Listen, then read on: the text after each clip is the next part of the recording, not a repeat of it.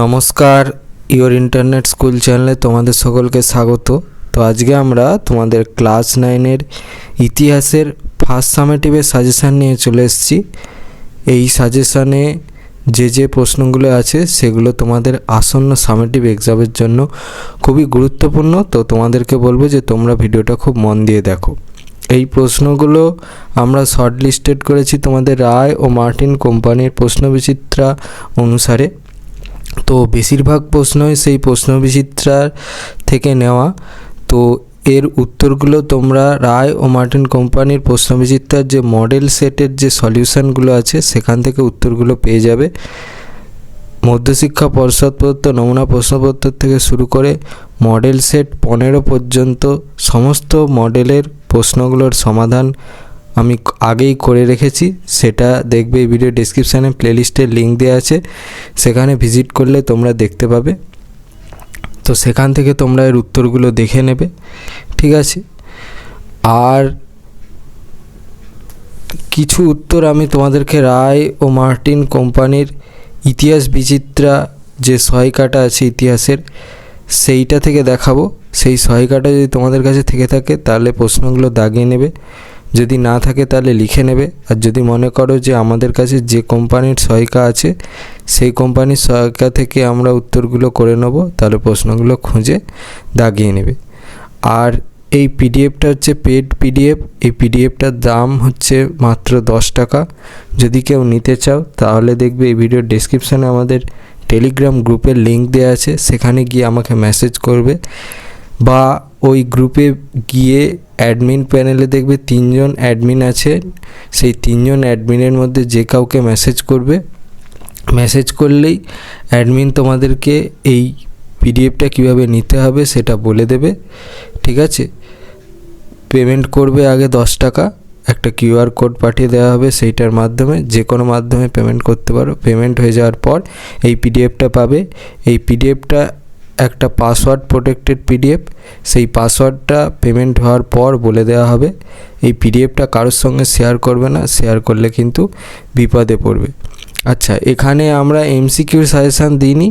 MCQ সাজেশানের জন্য আমি মনে করি যে তোমরা তোমাদের পাঠ্য বই যে কোম্পানির ইতিহাসের বই কিনেছো সেই বইটা, বা স্কুল থেকে যা রেকমেন্ডেড করেছে তোমাদেরকে ইতিহাসের বই, সেই বইটা যদি তোমরা খুব ভালো করে খুঁটিয়ে পড়ো তাহলে সমস্ত প্রশ্নের উত্তর করতে পারবে পরীক্ষার সময় বলে আশা রাখি।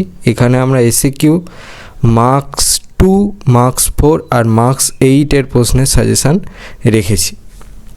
তো চলো কথা না বাড়িয়ে শুরু করা যাক।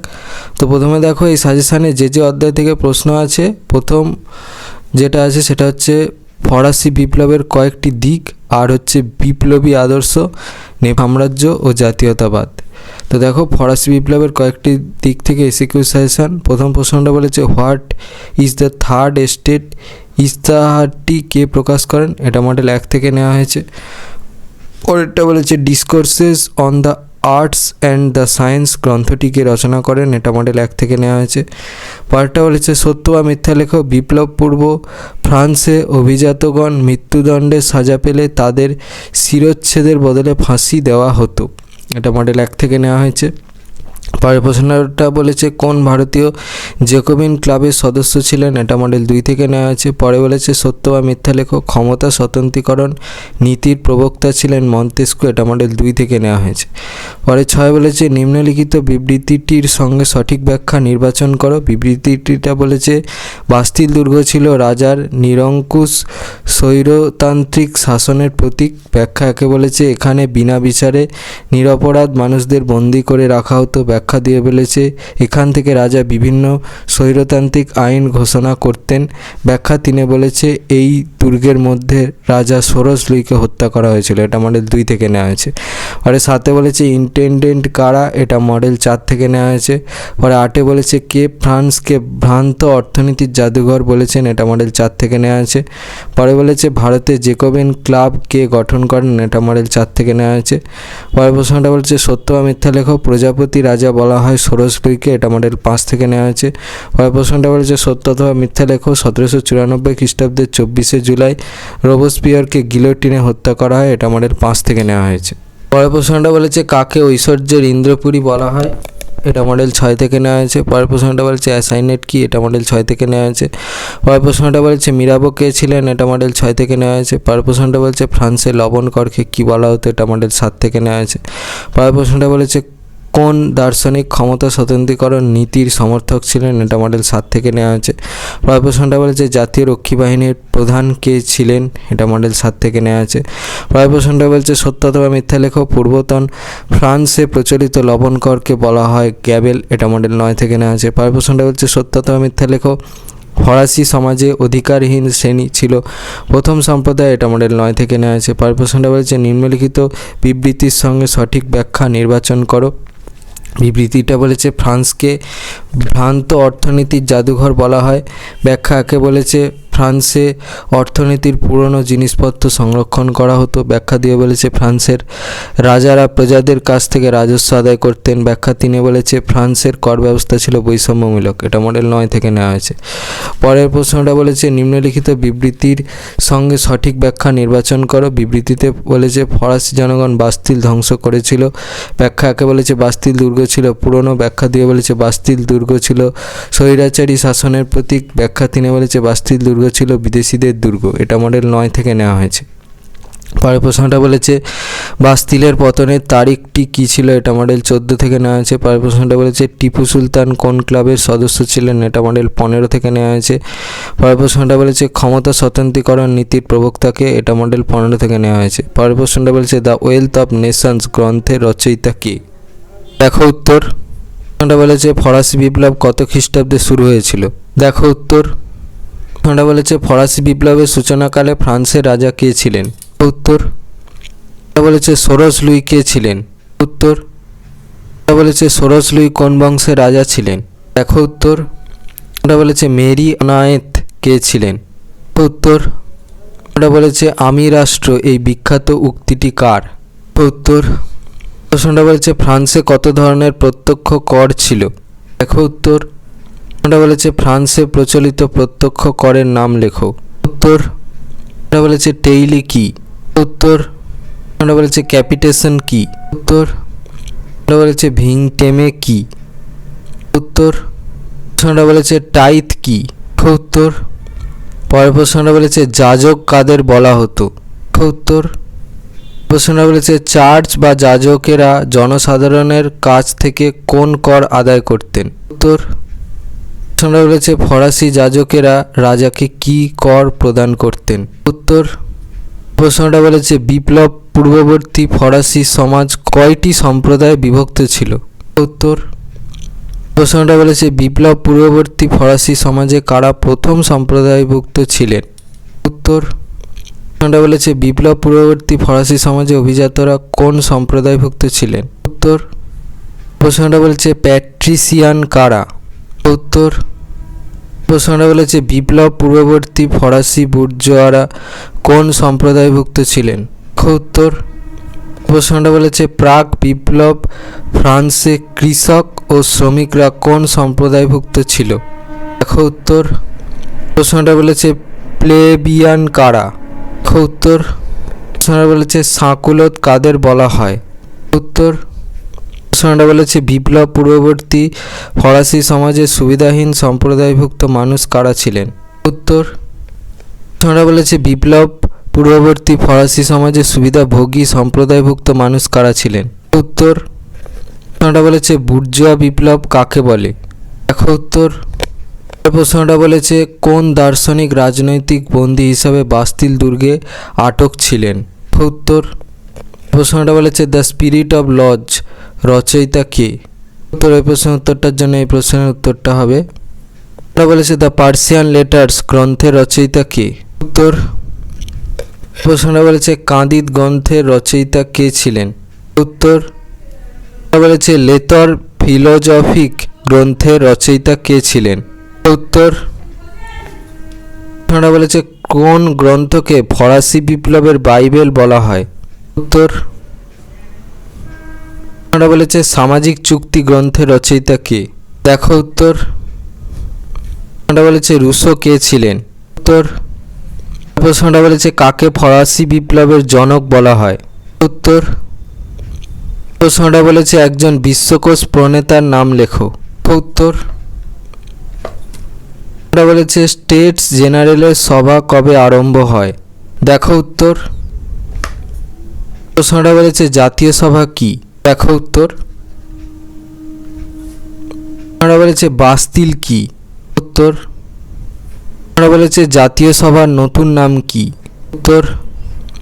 প্রশ্নটা বলেছে জাতীয় সভাকে সংবিধান সভা বলা হয় কেন? উত্তর। প্রশ্নটা বলেছে সিভিল লিস্ট কি? উত্তর। প্রশ্নটা বলেছে কবে সোরস লুই অস্ট্রিয়ায় পালিয়ে যাওয়ার চেষ্টা ছিলেন? উত্তর। বলেছে ফরাসি বিপ্লবকালে ফ্রান্সে কি গুজব উঠেছিল? উত্তর। বলেছে ব্রান্সউইক কে ছিলেন? উত্তর। বলেছে সেপ্টেম্বর হত্যাকাণ্ড কি? উত্তর। বলেছে জাতীয় মহাসভা কি? উত্তর।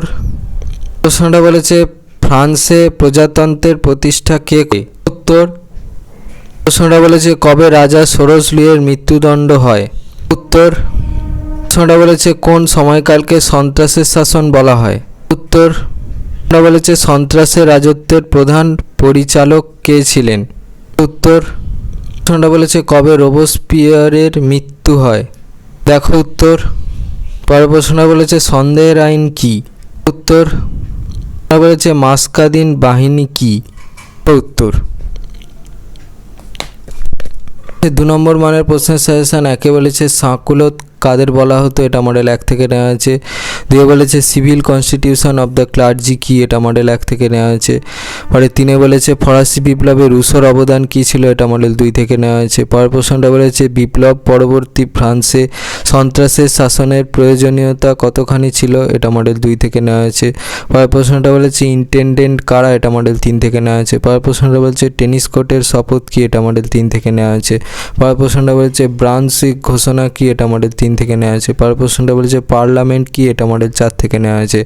পরের প্রশ্নটা বলেছে দৈব রাজতন্ত্র বলতে কি বোঝো? এটা মডেল 4 থেকে নেওয়া হয়েছে। প্রশ্নটা বলেছে অ্যাসাইনেট কি? এটা মডেল 4 থেকে নেওয়া হয়েছে। পরের প্রশ্নটা বলেছে সোরস লুই কেন স্টেটস জেনারেলের অধিবেশন ডাকতে বাধ্য হন? এটা মডেল 4 থেকে নেওয়া হয়েছে। পরের প্রশ্নটা বলেছে বিরাট আশা কি? এটা মডেল 5 থেকে নেওয়া হয়েছে। পরের প্রশ্নটা বলেছে অসিয়া রেজিম কি? এটা মডেল 5 থেকে নেওয়া হয়েছে।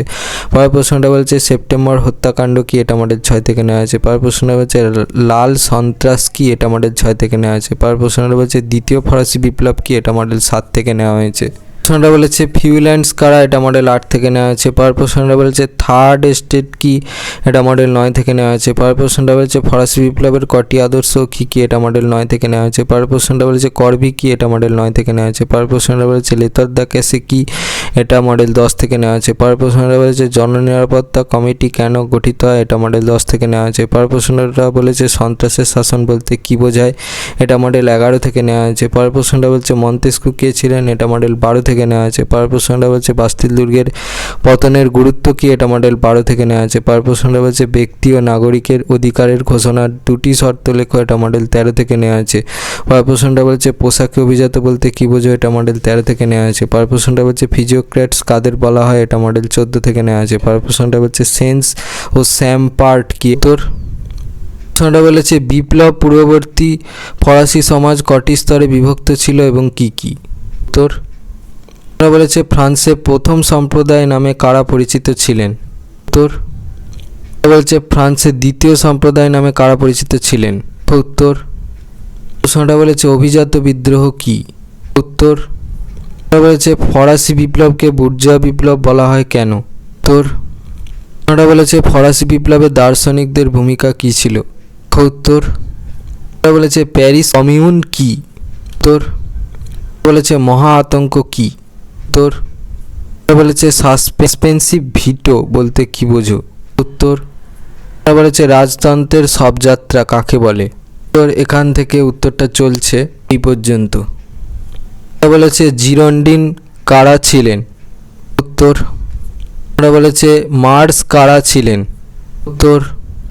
প্রশ্নটা বলেছে কারা কবে ফ্রান্সে প্রথম প্রজাতন্ত্র প্রতিষ্ঠা করেন? উত্তর। প্রশ্নটা বলেছে শ্বেত সন্ত্রাস বলতে কি বোঝো? উত্তর। বলেছে গিলোটিন কি? কে এটি আবিষ্কার করেন? উত্তর। 4 নম্বর মানের প্রশ্নের সাজেশন। প্রথম প্রশ্নটা বলেছে বিপ্লব পূর্ববর্তী ফ্রান্স কেন রাজনৈতিক কারাগার নামে পরিচিত, এটা মডেল 1 থেকে নেওয়া হয়েছে। পরের প্রশ্নটা বলেছে সন্ত্রাসের রাজত্বের সফলতার দিকগুলি আলোচনা করো, এটা মডেল 1 থেকে নেওয়া হয়েছে। পরের প্রশ্নটা বলেছে টেনিস কোর্টের শপথ কি, এটা মডেল 1 থেকে নেওয়া হয়েছে। পরের প্রশ্নটা বলেছে ফরাসি বিপ্লবের সাম্যমৈত্রী স্বাধীনতার আদর্শ ইউরোপ তথা বিশ্বের ইতিহাসে কী প্রভাব ফেলেছিল, এটা মডেল 2 থেকে নেওয়া হয়েছে। পরের প্রশ্নটা বলেছে অভিজাত বিদ্রোহ কেন সংগঠিত হয়েছিল, এটা মডেল 3 থেকে নেওয়া হয়েছে। পরের প্রশ্নটা বলেছে ফ্রান্সের ইতিহাসে 1789 খ্রিস্টাব্দের 8ই আগস্ট কেন গুরুত্বপূর্ণ, এটা মডেল 3 থেকে নেওয়া হয়েছে। পরের প্রশ্নটা বলেছে সন্ত্রাসের শাসনের খারাপ দিকগুলি উল্লেখ করো, এটা মডেল 4 থেকে নেওয়া হয়েছে। পরের প্রশ্নটা বলেছে ফরাসি বিপ্লবে নারীদের ভূমিকা কী ছিল, এটা মডেল 5 থেকে নেওয়া হয়েছে। পরের প্রশ্নটা বলেছে টিকা লেখো সন্ত্রাসের শাসন, এটা মডেল 5 থেকে নেওয়া হয়েছে। পরের প্রশ্নটা বলেছে বাস্তিল দুর্গের পতন ও তার গুরুত্ব বর্ণনা করো, এটা মডেল 6 থেকে নেওয়া হয়েছে। পরের প্রশ্নটা বলেছে টিকা লেখো ব্যক্তি ও নাগরিকের অধিকারের ঘোষণা, এটা মডেল 6 থেকে নেওয়া হয়েছে। পরের প্রশ্নটা বলেছে থার্মিডোরীয় প্রতিক্রিয়া বলতে কী বোঝো, এটা মডেল 7 থেকে নেওয়া হয়েছে। পরের প্রশ্নটা বলেছে সংবিধান সভার ত্রুটিগুলি লেখো, এটা মডেল 8 থেকে নেওয়া হয়েছে। পরের প্রশ্নটা বলেছে ফরাসি বিপ্লবের পশ্চাতে দার্শনিকদের প্রভাব আলোচনা করো, এটা মডেল 9 থেকে নেওয়া হয়েছে। পরের প্রশ্নটা বলেছে ফরাসি জনতা দ্বারা বাস্তিল দুর্গের পতনের ঘটনাটি লেখো, এটা মডেল 10 থেকে নেওয়া হয়েছে। পরের প্রশ্নটা বলেছে বিপ্লব পূর্ববর্তী ফরাসি অর্থনীতি কীভাবে ফরাসি বিপ্লবে ভূমিকা নিয়েছিল, এটা মডেল 12 থেকে নেওয়া হয়েছে। পরের প্রশ্নটা বলেছে বাস্তিল দুর্গের পতনের গুরুত্ব কী ছিল, এটা মডেল 14 থেকে নেওয়া হয়েছে। পরের প্রশ্নটা বলেছে টিকা লেখো রোবসপিয়ার, উত্তর এখান থেকে উত্তরটা চলছে এই পর্যন্ত। প্রশ্নটা বলেছে টিপু সুলতান ও জেকোবিন ক্লাব বা ফরাসিদের মধ্যে সম্পর্ক কীরকম ছিল, দেখো উত্তর এখান থেকে উত্তরটা চলছে এই পর্যন্ত। 8 নম্বর মানের প্রশ্নের সাজেশন। প্রথম প্রশ্নটা বলেছে ফরাসি বিপ্লবে দার্শনিকদের অবদান ছিল বিশেষ গুরুত্বপূর্ণ, মন্তব্যটি যুক্তিসহ আলোচনা করো, এটা মডেল 1 থেকে নেওয়া হয়েছে। পরেরটা বলেছে ফ্রান্সে সন্ত্রাসের শাসনের কারণ কী ছিল এবং সেই রাজত্বের সংগঠন কীরূপ ছিল, এটা মডেল 1 থেকে নেওয়া হয়েছে। পরেরটা বলেছে ফরাসি সংবিধান সভার কার্যাবলী ও সংস্কারগুলি সংক্ষেপে আলোচনা করো, এটা মডেল 2 থেকে নেওয়া হয়েছে। পরের প্রশ্নটা বলেছে সন্ত্রাসের রাজত্ব কেন চালু হয়, সত্যি কি সন্ত্রাসের রাজত্ব ফ্রান্সকে রক্ষা করতে পেরেছিল, প্রশ্নমান হচ্ছে 5+3, এটা মডেল 3 থেকে নেওয়া হয়েছে। আচ্ছা, এখানে একটা কথা, কিছু প্রশ্নের পাশে এরকম পার্ট মার্কস দেয়া থাকবে, মানে পার্টে প্রশ্ন থাকবে, তার এক একটা প্রশ্নের এক একটা নাম্বার দেয়া থাকবে, আর যেগুলো দেয়া নেই সেগুলো হচ্ছে ওই ফুল মার্কসেই দেওয়া, ঠিক আছে, এটা খেয়াল রাখবে। পরের প্রশ্নটা বলেছে সাম্যমৈত্রী ও স্বাধীনতা প্রতিষ্ঠায় ফরাসি সংবিধানের ভূমিকা লেখো, এই সংবিধান ফরাসিদের আশা আকাঙ্ক্ষা পূরণে কতটা সফল হয়েছিল, প্রশ্নমান হচ্ছে 5+3, এটা মডেল 5 থেকে নেওয়া হয়েছে। পরের প্রশ্নটা বলছে ফ্রান্সে সন্ত্রাসের রাজত্ব কতটা প্রয়োজনীয় ছিল, সন্ত্রাসের রাজত্ব কি সমর্থনযোগ্য, এটা হচ্ছে মডেল 7 থেকে নেওয়া হয়েছে, প্রশ্নমান হচ্ছে 5+3। পরের প্রশ্নটা বলছে ফ্রান্সে সন্ত্রাসের শাসন চালু হয়েছিল কেন, সন্ত্রাসের শাসনের সাফল্যগুলি লেখো, প্রশ্নমান হচ্ছে 3+5, এটা মডেল 8 থেকে নেওয়া হয়েছে। পরের প্রশ্নটা বলেছে ফরাসি বিপ্লবের কারণগুলি সংক্ষেপে আলোচনা করো, এটা মডেল 9 থেকে নেওয়া হয়েছে। পরের প্রশ্নটা বলেছে ফরাসি সংবিধান সভার কার্যাবলী আলোচনা করো, এটা মডেল 9 থেকে নেওয়া হয়েছে। পরের প্রশ্নটা বলছে ফ্রান্সের কর ব্যবস্থার সংক্ষিপ্ত পরিচয় দাও, ফরাসি বিপ্লবের সামাজিক কারণটি লেখো, প্রশ্নমান হচ্ছে 3+5, এটা মডেল 10 থেকে নেওয়া হয়েছে। পরের প্রশ্নটা বলেছে ফরাসি বিপ্লবের ফলাফলগুলি লেখো, এটা মডেল 12 থেকে নেওয়া হয়েছে। পরের প্রশ্নটা বলেছে বিপ্লব পূর্ববর্তী ফ্রান্সের সমাজ কাঠামো কীরূপ ছিল ব্যাখ্যা করো, এটা মডেল 13 থেকে নেওয়া হয়েছে। এবার কিছু ইম্পর্টেন্ট তথ্য যেগুলো তোমাদের পরীক্ষায় কাজে লাগবে, এগুলো আমি ফুড নোটসের মতো দিয়েছি, আমি আর এগুলো রিডিং পড়ে শোনাচ্ছি না, কিন্তু এগুলো তোমরা একদম ভালো করে রেডি রাখবে, ঠিক আছে, পরীক্ষার সময় একবার হলে অন্তত চোখ বুলিয়ে যাবে, এগুলো খুব ইম্পর্টেন্ট, আমি রিডিং পড়ে শোনাচ্ছি না, তোমাদেরকে দেখিয়ে দিচ্ছি। দেখো, এরপরে আসছে বিপ্লবের আগে ফ্রান্সে প্রচলিত বিভিন্ন কর।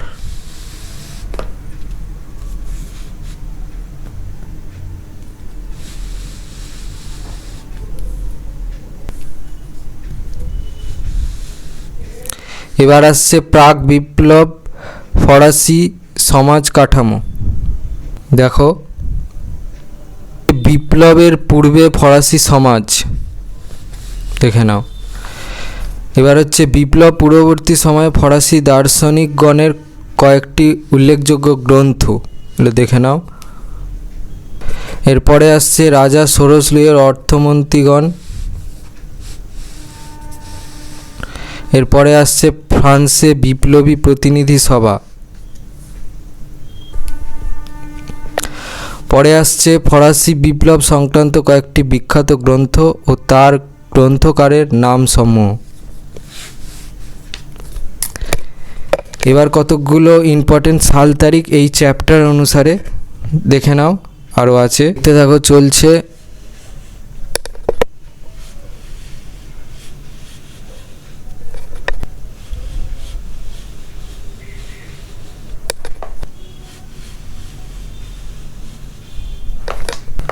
এবার হচ্ছে কতকগুলো ইম্পর্টেন্ট আইন, দেখো এখান দিয়ে স্টার্ট হচ্ছে, দেখতে থাকো।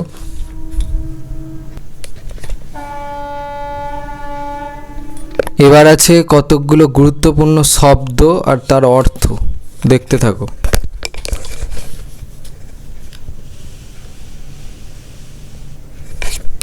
এই পর্যন্ত ছিল। তো তোমাদেরকে বলবো যে এটা আমি রিডিং পড়ে দেখালাম না, কিন্তু এগুলো আশা করছি তোমরা ভিডিওতে ভালোই দেখতে পেয়েছো।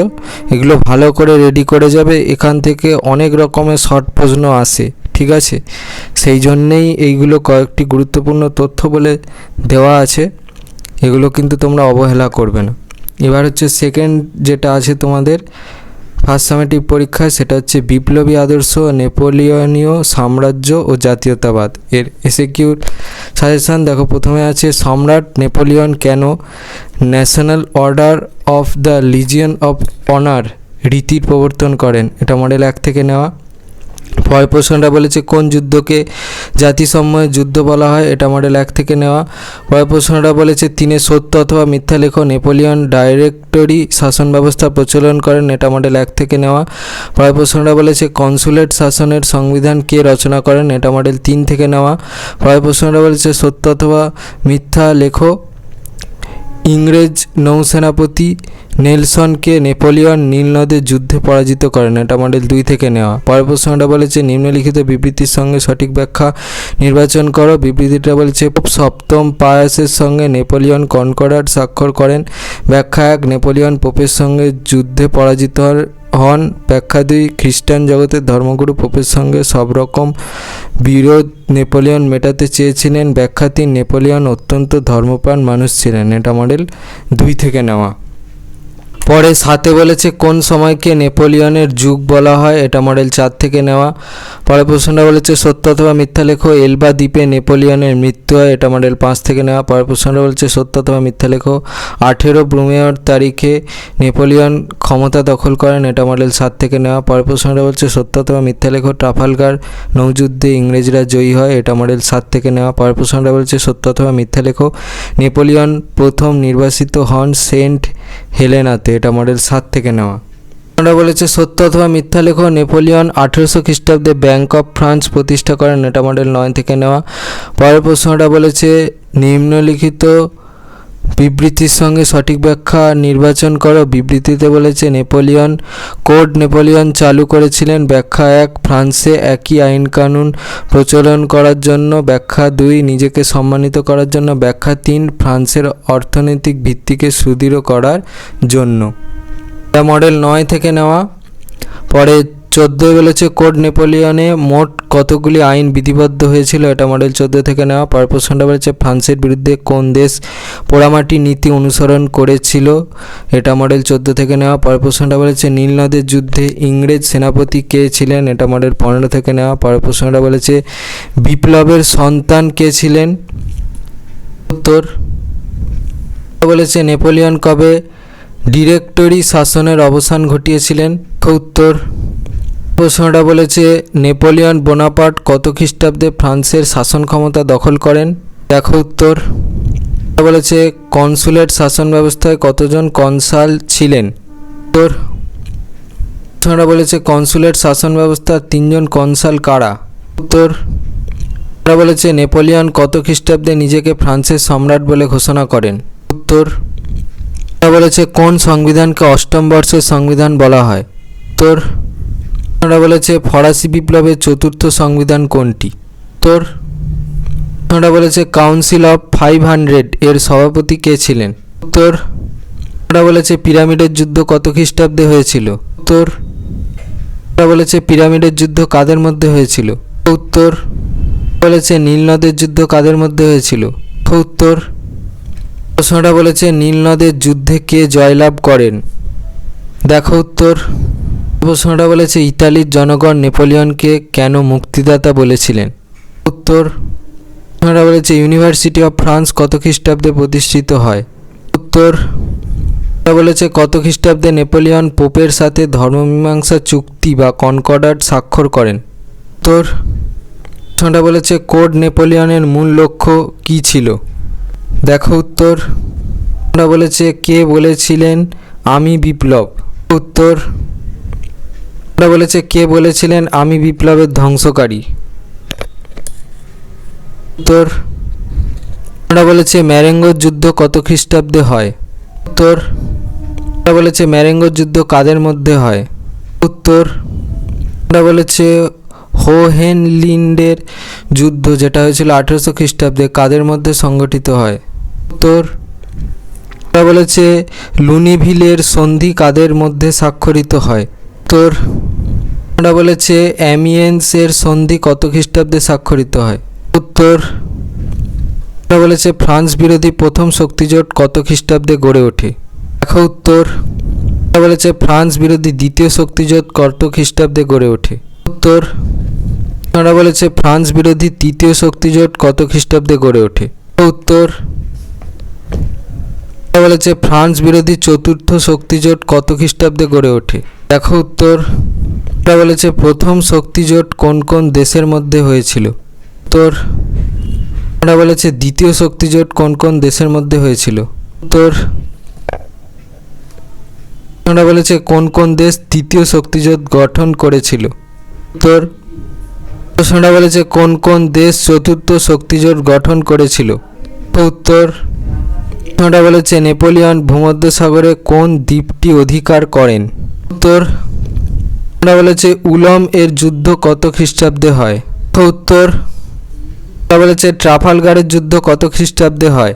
দেখো উত্তর বলেছে অস্টারলিজের যুদ্ধ কত খ্রিস্টাব্দে হয়?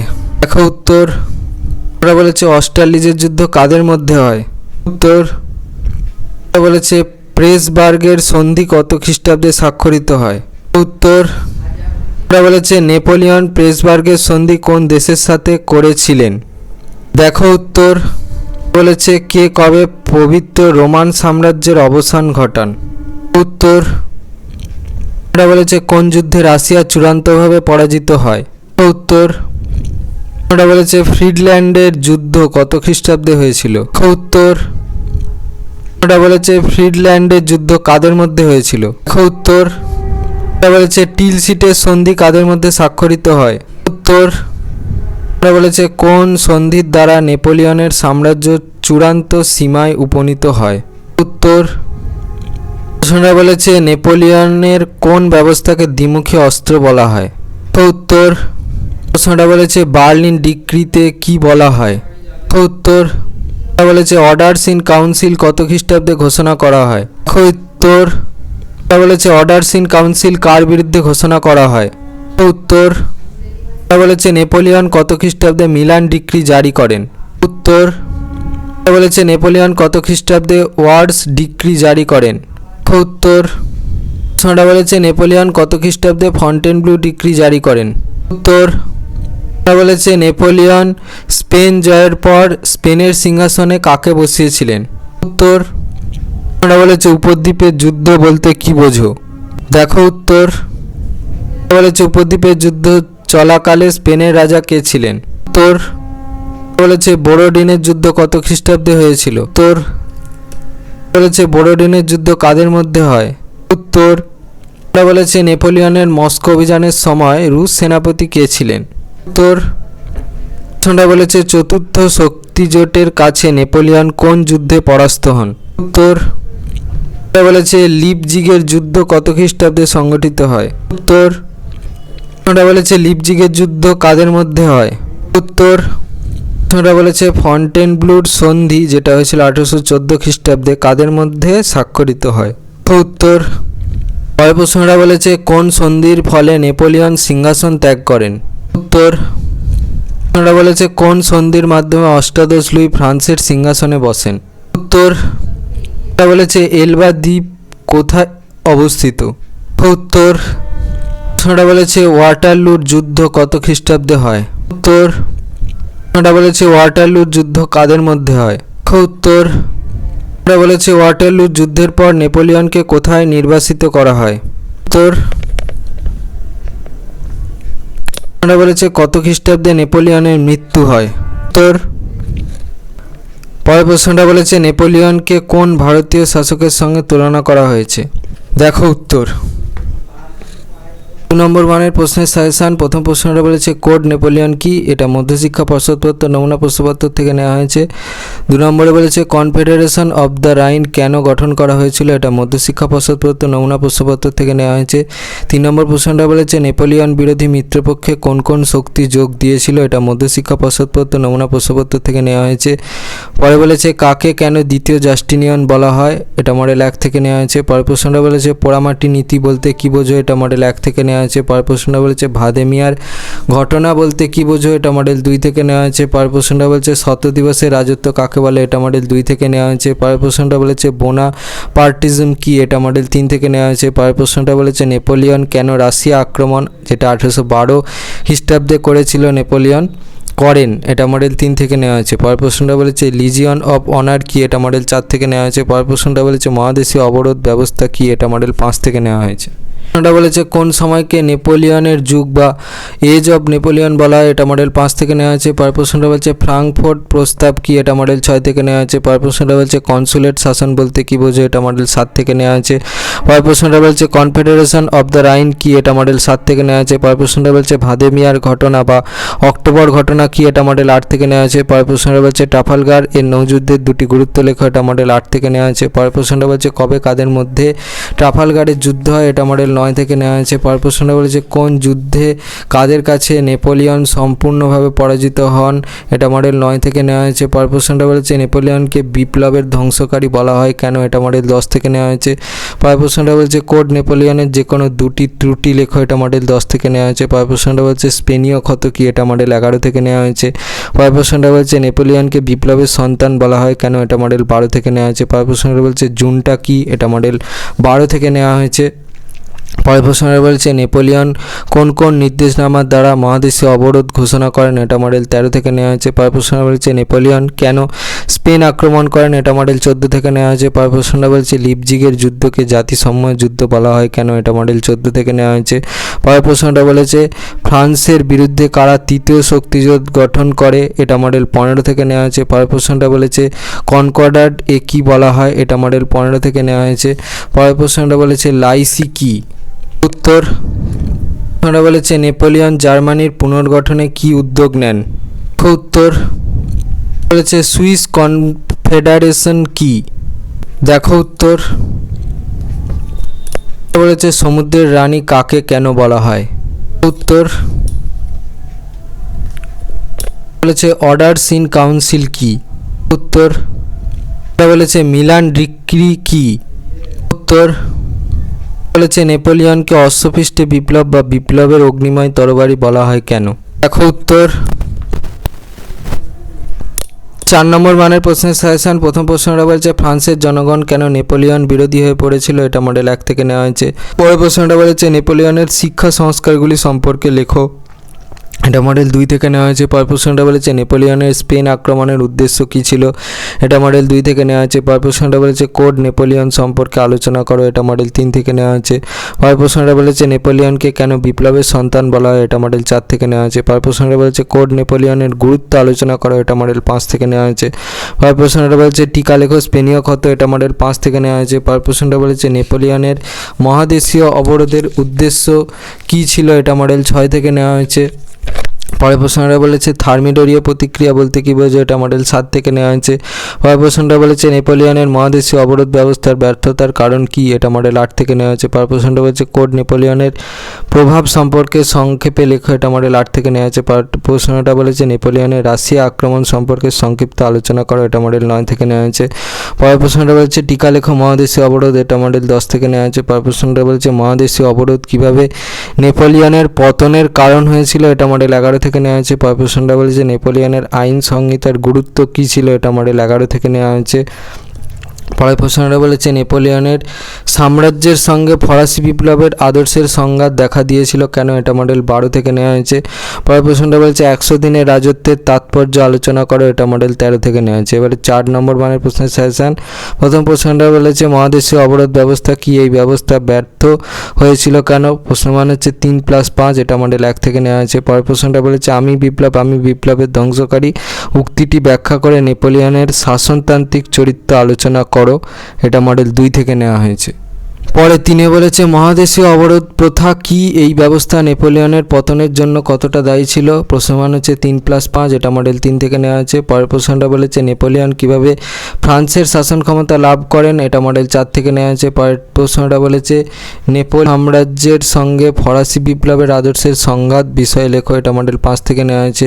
পরের প্রশ্নটা বলেছে নেপোলিয়নের রাশিয়া অভিযানের বর্ণনা দাও, এটা মডেল 6 থেকে নেওয়া হয়েছে। পরের প্রশ্নটা বলেছে মহাদেশীয় ব্যবস্থা প্রয়োগের কারণ কি, এই ব্যবস্থা ব্যর্থ হয় কেন, প্রশ্নমান হচ্ছে 3+5, এটা মডেল 7 থেকে নেওয়া হয়েছে। পরের প্রশ্নটা বলেছে বিপ্লবের সন্তান ও বিপ্লবের ধ্বংসকারী হিসেবে নেপোলিয়ন বোনাপার্টের মূল্যায়ন করো, এটা মডেল 7 থেকে নেওয়া হয়েছে। পরের প্রশ্নটা বলছে নেপোলিয়নের সংস্কারমূলক কার্যাবলী সম্পর্কে আলোচনা করো, এটা মডেল 9 থেকে নেওয়া হয়েছে। পরের প্রশ্নটা বলছে নেপোলিয়ন কীভাবে জার্মানি পুনর্গঠন করেন, এটা মডেল 10 থেকে নেওয়া হয়েছে।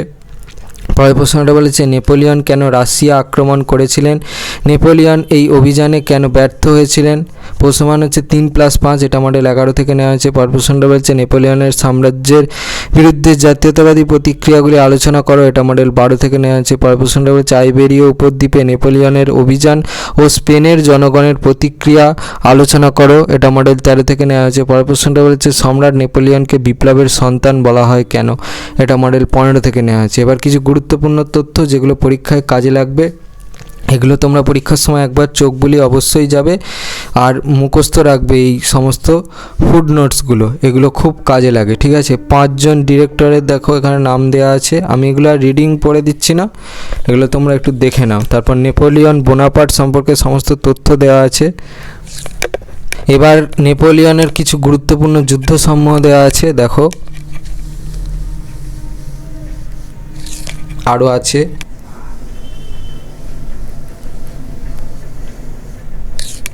চলছে এখনো।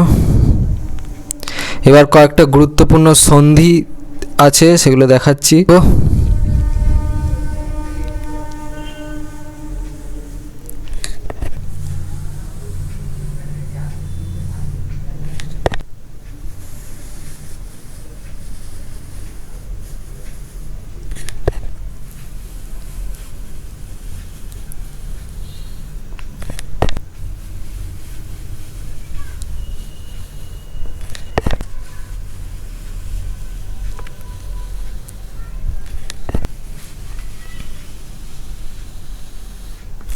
এবারে হচ্ছে সেন্ট হেলেনা দ্বীপপুঞ্জ সম্পর্কে কিছু তথ্য দেওয়া আছে, দেখে নাও। নেপোলিয়নের আইন সম্পর্কে কিছু বলা আছে, দেখে নাও। নেপোলিয়নের আত্মজীবনী সম্পর্কে দেওয়া আছে, দেখে নাও। এবার হচ্ছে কিছু ম্যাপ পয়েন্টিংয়ের পয়েন্ট আমি দিয়েছি। প্যারিস মধ্যশিক্ষা প্রশ্নপত্র নমুনা প্রশ্নপত্র থেকে নেওয়া হয়েছে। কোর্সিকা মধ্যশিক্ষা প্রশ্নপত্র নমুনা প্রশ্নপত্র থেকে নেওয়া হয়েছে। মস্কো মধ্যশিক্ষা প্রশ্নপত্র নমুনা প্রশ্নপত্র থেকে নেওয়া হয়েছে। ইংল্যান্ড মডেল 3 থেকে নেওয়া হয়েছে। স্পেন মডেল 3 থেকে নেওয়া হয়েছে। রোম মডেল 8 থেকে নেওয়া হয়েছে। ট্রাফালগার মডেল 8 থেকে নেওয়া হয়েছে। মাদ্রিদ মডেল 8 থেকে নেওয়া হয়েছে। ফ্রান্স মডেল 11 থেকে নেওয়া হয়েছে। ব্রিটেনের রাজধানী লন্ডন মডেল 12 থেকে নেওয়া হয়েছে। এবার কিছু আমি এক্সট্রা ম্যাপ পয়েন্টিং দিয়েছি, এগুলো তোমরা নিজেরা বাড়িতে অভ্যাস করবে। একে আছে ভার্সাই নগরী, আছে লা ভেন্ডি, 3 আছে অর্লিয়েন্স, 4 আছে বোর্দো, 5 আছে আলসাস, 6 আছে লোরেইন, 7 আছে বুলন, 8 আছে তুলো, 9 আছে মার্সাইলেজ, 10 আছে সিসিলি ও টাস্কনি, 11 আছে নেপলস, 12 আছে তুরস্ক। ছিল তোমাদের ক্লাস 9-এর ইতিহাসের ফার্স্ট সামেটিভ এক্সামিনেশানের জন্যে সাজেশান। তো তোমাদের যদি এই ভিডিওটা ভালো লেগে থাকে তাহলে ভিডিওটাকে অবশ্যই লাইক করে দাও এবং আমাদের চ্যানেলটাকে অবশ্যই সাবস্ক্রাইব করে দাও। এই ধরনের সাজেশান এর ভিডিও নোটিফিকেশান জলদি পেতে হলে আমাদের চ্যানেলটাকে সাবস্ক্রাইব করার পাশাপাশি পাশে থাকা বেল আইকনে গিয়ে অবশ্যই ক্লিক করে দাও, যাতে করে ভিডিও আপলোড হওয়ার সাথে সাথেই তোমরা তার নোটিফিকেশান পেয়ে যাও। আর দেখবে ভিডিও ডিসক্রিপশানে আমাদের টেলিগ্রাম এবং হোয়াটসঅ্যাপ গ্রুপের লিঙ্ক দেওয়া আছে, সেখানে তোমরা জলদি জয়েন করে যাও, যাতে করে সাজেশানের পিডিএফগুলো তোমরা জলদি কালেকশান করে নিতে পারো। এই সাজেশানটা সম্পূর্ণ পেড সাজেশান। এই সাজেশানটা যদি তোমরা নিতে চাও তাহলে দেখবে এই ভিডিও ডিসক্রিপশানে একটা হোয়াটসঅ্যাপ গ্রুপের লিঙ্ক দেওয়া আছে, সেখানে তোমরা জয়েন হবে। জয়েন হলে সেখানে গিয়ে অ্যাডমিন প্যানেলে গিয়ে 3 জন দেখবে অ্যাডমিন আছে, তার মধ্যে যে কাউকে তোমরা মেসেজ করবে। মেসেজ করলেই অ্যাডমিন তোমাদেরকে বাকি স্টেপ বুঝিয়ে দেবে। বাকি স্টেপ কিছুই নয়, প্রথমে হচ্ছে তোমাকে একটা কিউআর পাঠানো হবে, সেখানে তুমি এই পিডিএফটার মূল্য হচ্ছে 10 টাকা, সেটা তোমরা পেমেন্ট করবে। পেমেন্ট করার পর পেমেন্টের একটা স্ক্রিনশট নিয়ে রাখবে, সেই স্ক্রিনশটটা আমাদেরকে পাঠাবে। সেই স্ক্রিনশটটা দেখার পরে পারলে হচ্ছে স্ক্রিনশটের সাথে তোমার নামটাও লিখে দেবে, তাহলে তোমার পক্ষেও ভালো, আমাদের পক্ষেও ভালো। তো সেইটা দেখার পর তোমাদেরকে পিডিএফটা প্রোভাইড করে দেওয়া হবে। পিডিএফটা কারোর সঙ্গে শেয়ার করবে না, শেয়ার করলে কিন্তু নিজেরা বিপদে পড়বে। পিডিএফটা একটা পাসওয়ার্ড প্রোটেক্টেড পিডিএফ। তো সেই পাসওয়ার্ডটা পেমেন্ট হয়ে যাওয়ার পর যখন পিডিএফটা পাঠানো হবে, পাসওয়ার্ডটা সেখানে বলা হবে। তো আজকের মতো ভিডিওটা এই পর্যন্তই, দেখা হচ্ছে পরবর্তী ভিডিওতে।